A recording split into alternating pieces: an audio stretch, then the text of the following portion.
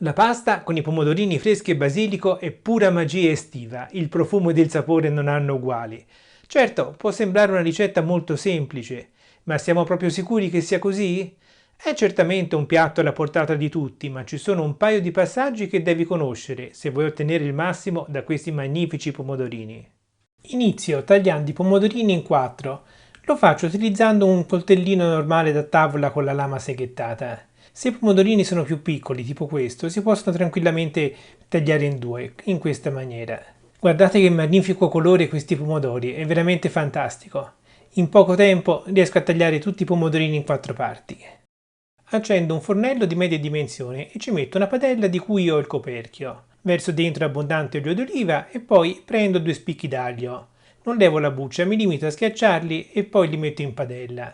Non appena hanno cominciato a dorarsi su un lato, li giro da quell'altro e poi aggiungo alla padella anche i pomodorini.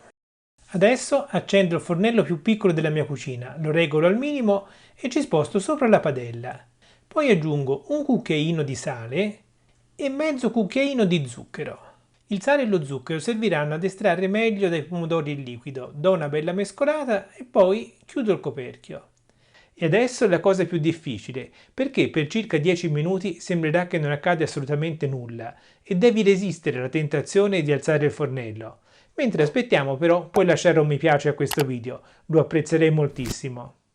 Dopo circa un quarto d'ora la situazione è questa. Guardate quanto sugo hanno fatto i pomodorini. Bene, mi sembra che siamo già abbastanza avanti. Rimetto il coperchio. Nel frattempo ho portato ad ebollizione l'acqua e ci metto una pasta. Per questa ricetta si può utilizzare una pasta qualsiasi. Io ho utilizzato delle bavette.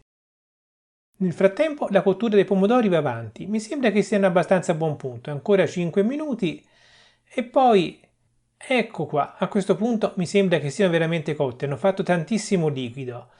Levo gli spicchi d'aglio e poi spengo il fuoco. Bene, lasciamo il coperchio e aspettiamo che la pasta sia cotta. Non appena la pasta è cotta, levo, la scolo e poi riaccendo lo stesso fornello, lo metto al minimo e ci riporto sopra i pomodorini. Aggiungo la pasta asciutta e inizio a girare. Continuo a mescolare finché non vedo che il sugo comincia a restringersi. Nel frattempo ho preso un po' di basilico e con le mani lo spezzetto sulla pasta. Siamo ormai praticamente in fondo alla cottura. Ancora una rapida mescolata e la pasta con i pomodorini freschi è pronta. Possiamo spengere il fuoco e andare in tavola. Metto nella scodella un nido che ho fatto con le bavette. Ecco qua. Tutto intorno sistemo un po' di pomodorini. Ha un aspetto magnifico, non è vero? Diamo aggiustati i pomodorini e poi l'ultimo tocco, un po' di basilico. Cari amici, posso farvi vedere quanto è bello questo piatto, ma non posso farvi sentire l'odore che emana di pomodoro che è veramente da impazzire. E naturalmente anche il sapore è ineguagliabile. Io me ne mangerei una tonnellata. Se questa ricetta ti è piaciuta, ti consiglio di cliccare qui per vedere quella degli spaghetti alla siciliana con pesce spada e pistacchi e sotto trovi un altro video che penso possa interessarti.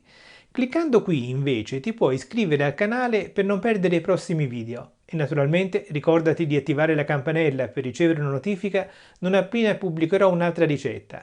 Grazie per avermi seguito fin qui e alla prossima, ciao!